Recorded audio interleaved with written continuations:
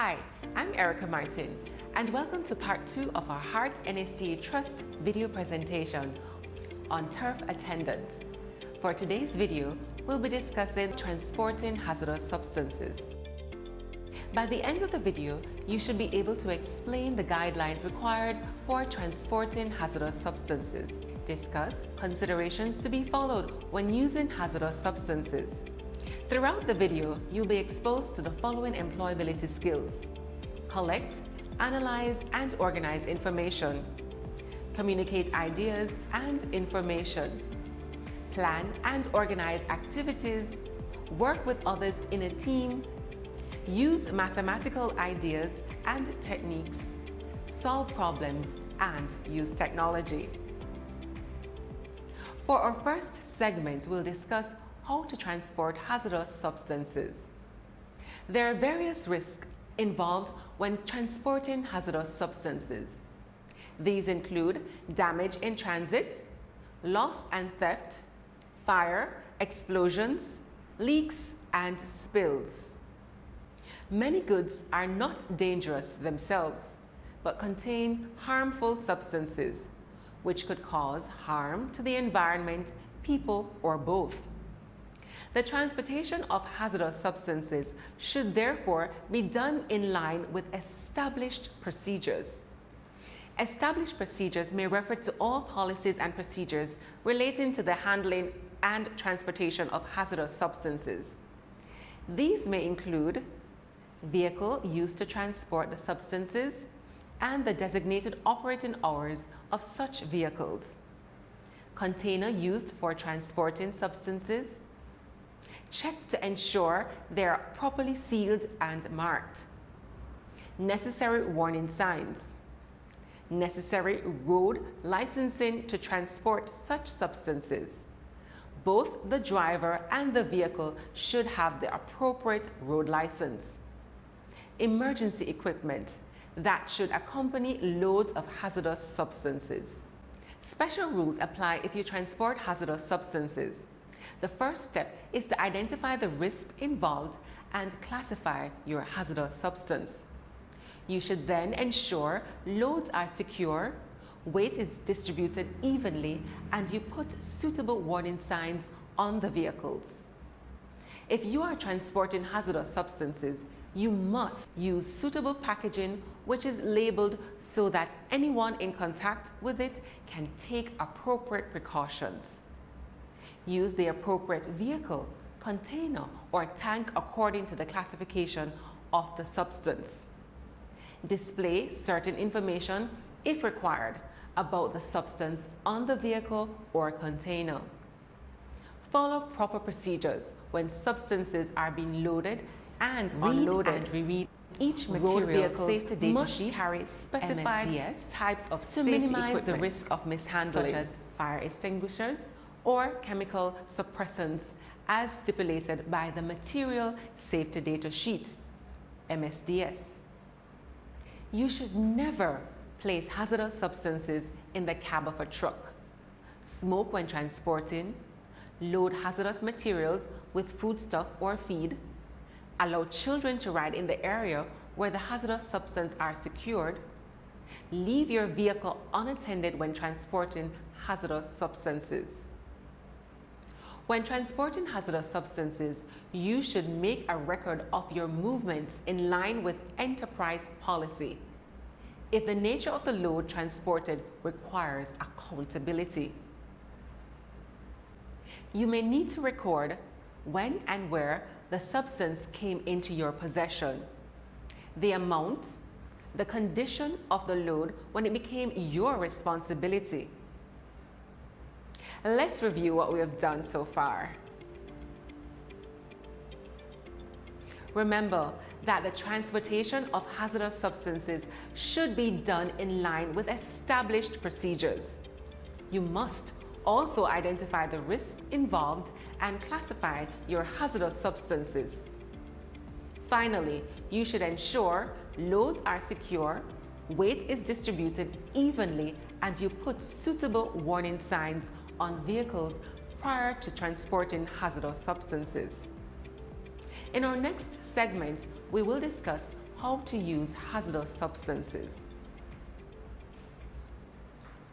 You should always use personal protective gear when handling or using hazardous substances. Personal protective equipment refers to clothing and devices used to protect the human body from contact with hazardous substances and their residues. Turf attendants should always take note of the following when using hazardous substances. Nature of hazards: gases, vapor, or liquid. Severity of exposure, frequency and distribution of exposure, how often and for how long.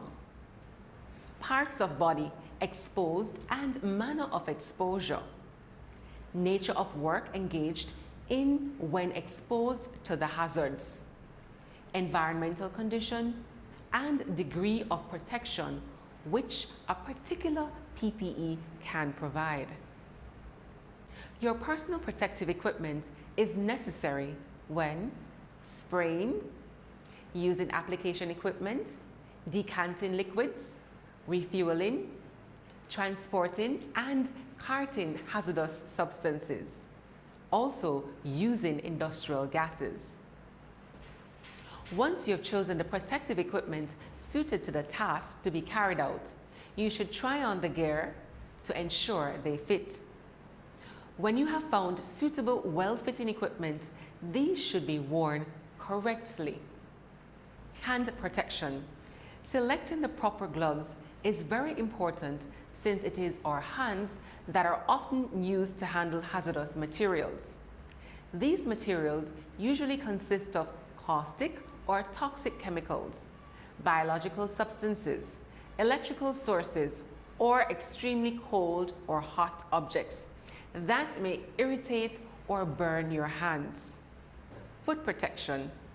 Injuries that may occur when the proper footwear is not worn are chemical and heat burns from spills and splashes of acids and caustics, compression injuries, electrical shocks, and slipping.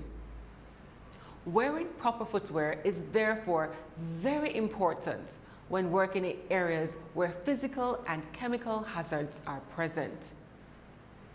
Containers and unused hazardous substances should be disposed of in accordance with manufacturer's instructions, establish workplace procedures, and environmental guidelines.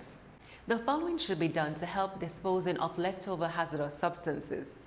Try to avoid having leftovers by ordering only the amounts needed. Use leftovers in accordance with labeling instructions. Products which are still in their original containers may be given to other users or returned to your dealer. Please note that waste that cannot be disposed of right away should be marked to indicate contents and then stored safely and correctly until it's possible to dispose of them.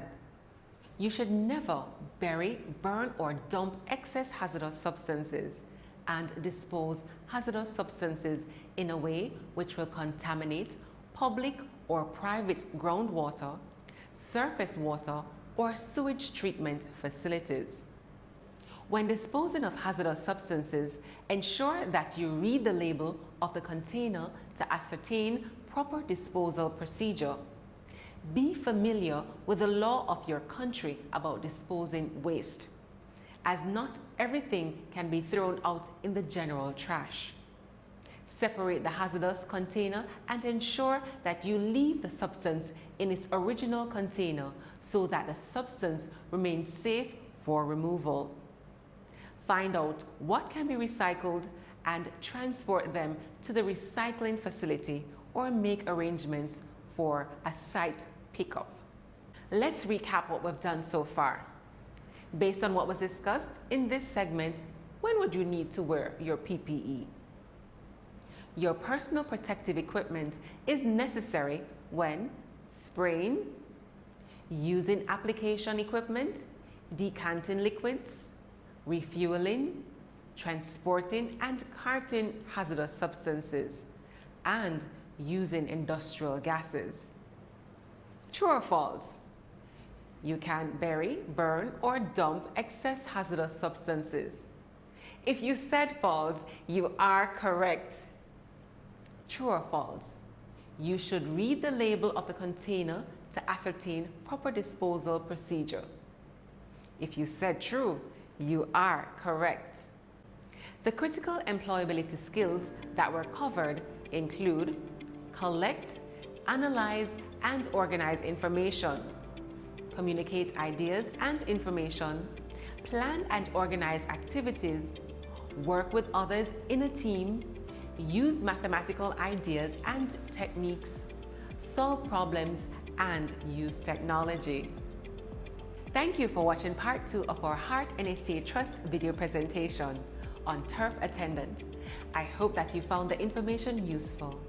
Until next time, I am Erica Martin.